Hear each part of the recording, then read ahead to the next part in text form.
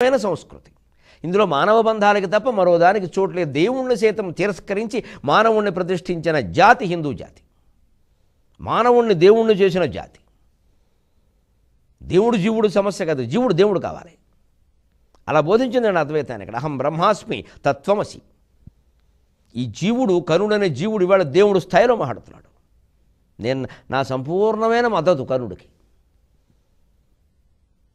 నిజంగా అడగాల్సిన ప్రశ్న అప్పుడు చెప్పుంటే నా తల్లికి నేను అన్నం పెట్టేవాడినమ్మా, 12 ఏళ్ళు అరణ్యవాసం, 10 ఏడాది అజ్ఞాతవాసం చేస్తుంది. దుర్యోధనుడిని మరచడానికి కూడా అప్పుడు చాలా సమయం ఉంది. ఇప్పుడు మీదకు వచ్చేసింది. యుద్ధంలో ఎప్పటి రాజులు అక్కడికి వచ్చేసారు. యుద్ధం ప్రారంభం అవడానికి సిద్ధంగా ఉంది. ఇక తెల్లవారడం కోడి కూయడమే తర్వాయి.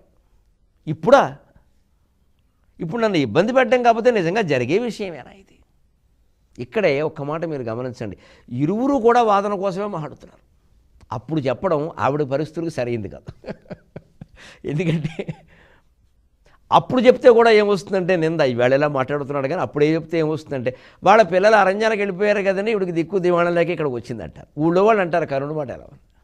అందుకని అప్పుడు భయపడి అంటే యువతరం గ్రహించడం కోసం నా బిడ్డలు లాంటి వాళ్ళు చెబుతున్నా, ముఖ్యంగా ఆడపిల్లల కోసం చెబుతున్నానమ్మా. ఆడపిల్లలు లేని తండ్రిని నన్ను అర్థం చేసుకోండి.